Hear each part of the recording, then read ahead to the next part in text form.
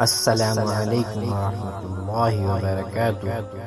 اسلامی تاریخ، زمین و آسمان کی پیدائش۔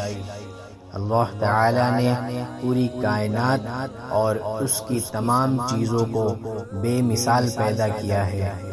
قرآن کریم میں زمین و آسمان کی پیدائش کا تذکرہ کئی جگہ آیا ہے، اور بعض جگہ صراحت کے ساتھ مذکور ہے کہ کس کو کتنے دنوں میں پیدا کیا ہے۔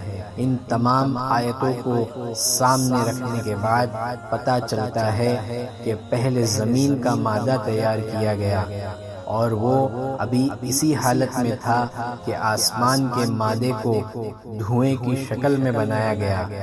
پھر زمین کو موجودہ شکل و صورت میں پھیلایا گیا، اور ساتھ ہی اس کی تمام چیزیں پیدا کی گئی۔